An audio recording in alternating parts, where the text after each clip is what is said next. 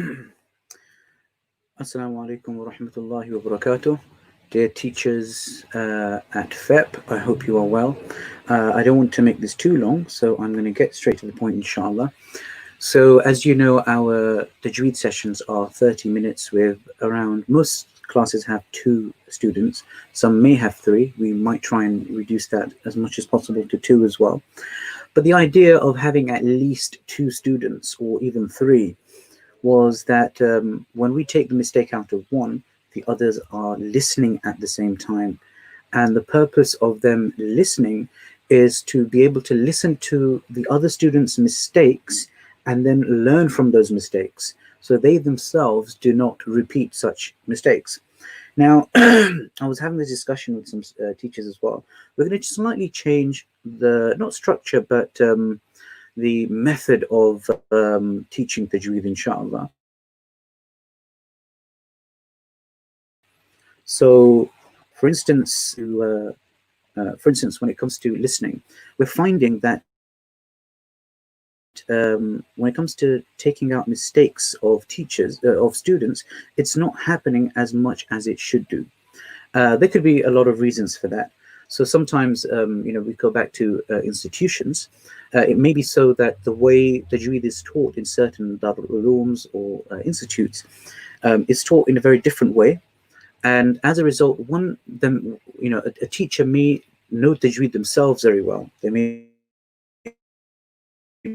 be very, very good at Tajweed themselves, but that may not be the case of taking out the nuanced kind of mistakes of their students. So it could be institutional reason behind it. That's one. Number 2, it could be just the fact that some teachers have soft hearts and they are saying, you know what, just let it be. And you don't want to hurt the feelings of the students that you are teaching. That could be another reason. And then it could just also be that, you think that they're young, it doesn't really matter, at least they're reading correctly as much as they can. But with FEP, and I've said this before as well, and I just wanted to, clarify this, that we are giving them less homework. And the purpose of that is to focus on Tajweed, okay? To ensure, and when we talk about Tajweed, let's look at Qaida, for instance. Even Tajweed should be applied from the very first page of the Qaida in terms of makharij, so making sure every single letter is pronounced as accurately as possible. We're not talking about perfection. Okay, we're not going to be talking, but they're not becoming qaris or anything like that. But I'm talking about basic mistakes that are being made. If it's lahan jali, it has to be, even lahan khafi, minor mistakes have to be called out. Okay, and if you look at the writing underneath here, we want to go with the policy of having, for every single lesson, where we give students at least 3 to 5 targets. Okay, and maybe at least just one reinforcing message. And the purpose of that is because with Tajweed, it's a very, very specific kind of science, which is amongst the most sacred of sciences in Islam. And that is because we're basically part of a chain. So we have the Quran, right, in its written text. We have the Quran in its written form, and the skeleton of which is protected. But then also the oral form of the Quran is what we are passing on, hearing from our teachers and passing it on down to our students. That too has to be protected in its oral form. Okay, and when we say that, we're saying we need to be reading how Prophet ﷺ read the Quran to the Sahaba, and then how they read the Quran to the Tabi'in, Tabi'in, all the way that it reached us. Okay, and that's where taking out mistakes is incredibly important. There is no way about it. With Tajweed, there is no kindness in that sense.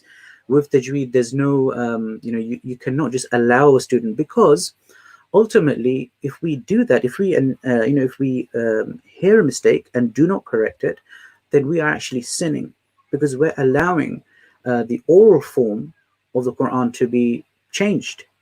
So it's incredibly important that we take out these mistakes, right? So, for example, this Wednesday, inshallah, I'll be doing a lesson on Tajweed itself. Maybe we can also start Muhyiddin, because he objected to our holiday. So maybe Ustad Muhyiddin can come in for the Tajweed session on Wednesday, inshallah, for our Islamic studies.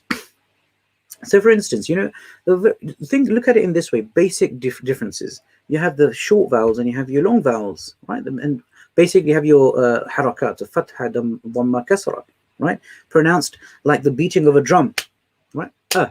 U, e.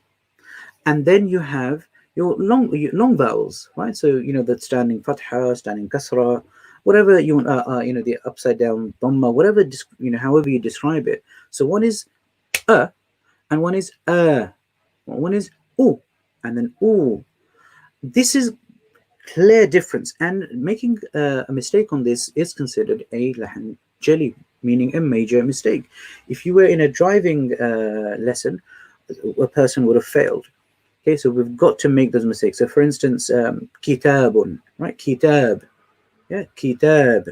If someone reads kitab, we have to call that out, and that's a major mistake. Okay, now whether you want to give them more homework or not, that depends. That we will leave to the teacher. But if there's overwhelming mistakes in the current work and you can clearly tell that he hasn't made an effort, no, you do not give further homework.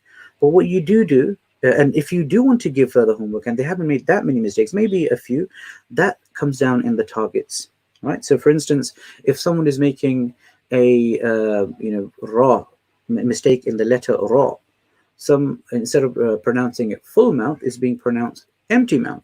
Now that is a mistake. It's a minor mistake, but it's a mistake nonetheless.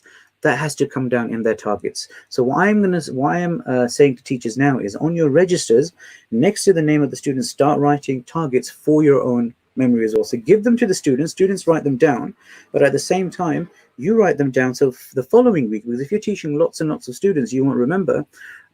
Even if it's kind of in bullet points, just for your own information, write down at least, and I'm saying at least 3 targets. Okay, and students will be making mistakes, right? If there's students on the edge, take it out as a mistake, right? So they can focus on it. So for instance, if a student is making a raw empty mouth where it should be full mouth, you have to say, okay, look, that's your first major target. Your target is to, and then you don't just tell them, you ask them, okay, let's go back to the rule of the letter ra, and then bring into it the lam of Allah as well, because it's similar, and then ask them the rules. Okay, if they're not understanding the rules, give them a target. That, look, for next week, I want you to explain to me, as target number 2, the theory behind the letter ra. When should it be full mouth? When should it be empty mouth? Give me examples. That's another target. Okay, and then the following week, before you start your session, you say, look, okay, for instance, Dawsif, right? Last week you had, can you tell me the targets you had last? So ask them. You have it in front of you, and then say, okay, it was how to pronounce the letter ra, and I had to look over the theory of the letter ra. And then you ask them, and then you say to them, okay, now you're going to read your homework. I am going to be mainly prioritizing my focus on your letter ra, and then alongside it, any other tajweed mistakes that you make. So that's key.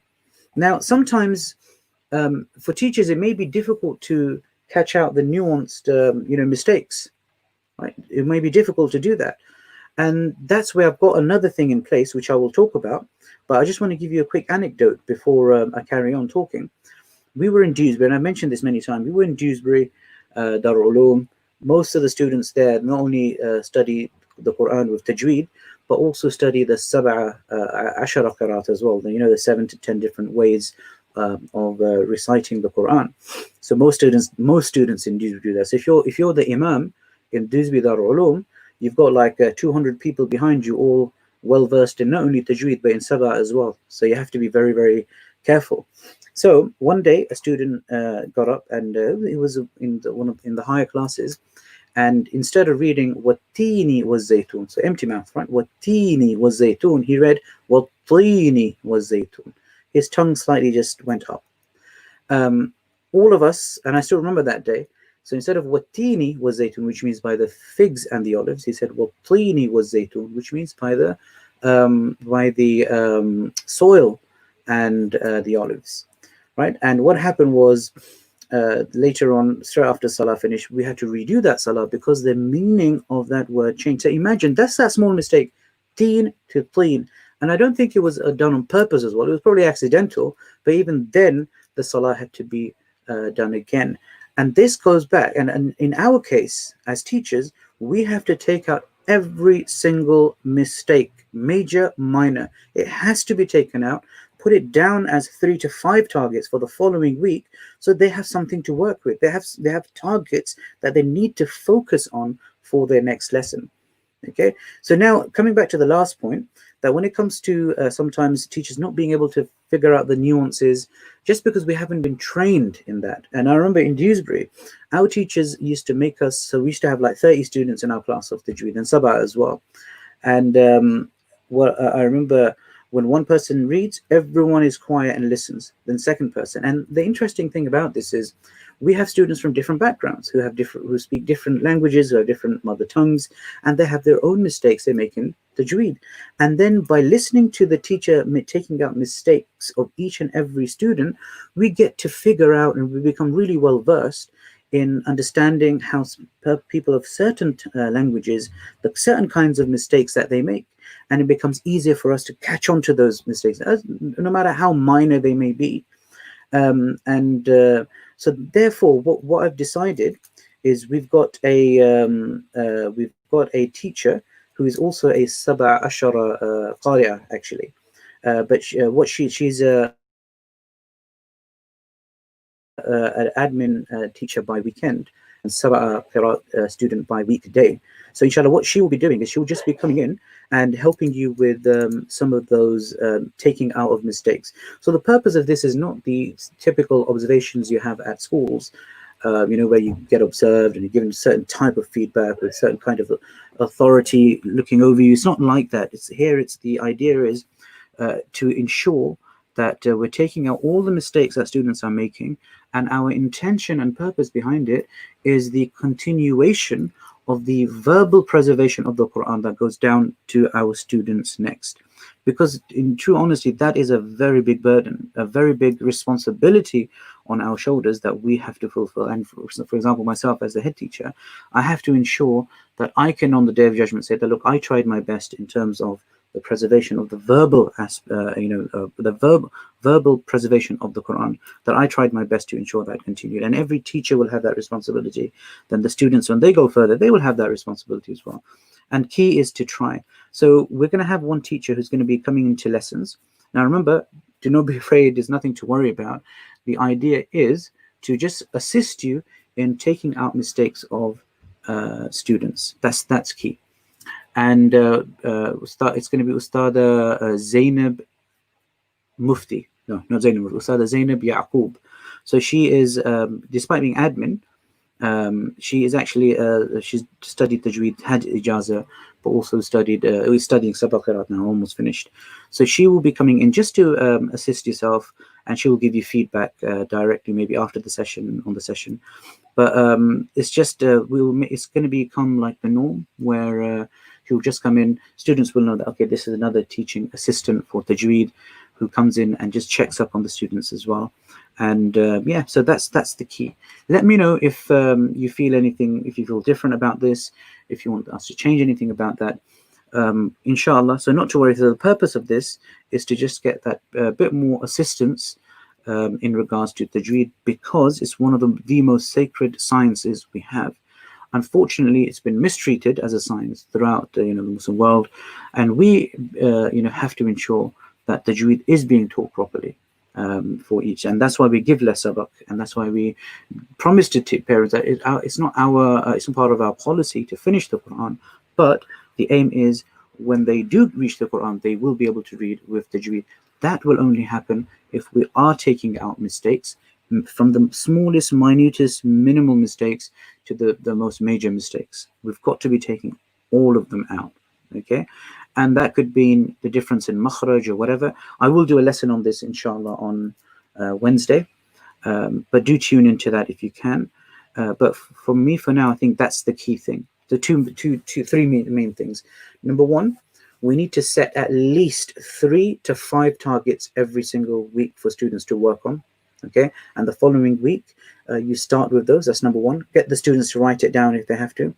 Number two is to take out mistakes. Don't be afraid. Don't think you're being strict. No, we will make sure that the students on Wednesday know that with the science of tajweed, it is such that actually the more stricter the teacher is, the more kinder they are being to you in the long run. And that's the truth. Okay, that is the truth. I remember I was teaching in a mosque a long time ago. I'm talking about 15 years ago. And the teacher was a hafiz, and he was allowing students to make lots and lots of mistakes. So I did approach him with his sincerity, and I said, look, the students are on qaida, they're making mistakes. And then when they get to Quran, they're continuing those mistakes. So the teacher said to me, no, it doesn't matter. Let them finish the qaida, then they will focus on tajweed. But first of all, that didn't happen anyway. But secondly, isn't the point of reading the qaida to be able to recite with tajweed? Isn't the point of going to the madrasa to be able to told our mistakes when it comes to tajweed? Because remember, this goes back to, when it comes to the verbal form of the Quran, the way we're learning from our teacher, it goes back to Prophet ﷺ, if they're in that chain and have been given ijazah, the part of that isnad, you can say. Jews don't have that because that was finished during the destruction of the Second Temple. Muslims, however, do have that tradition, oral tradition that goes back to Prophet ﷺ, and this can only continue if we are taking out mistakes from the smallest to the biggest mistakes. That was number 2.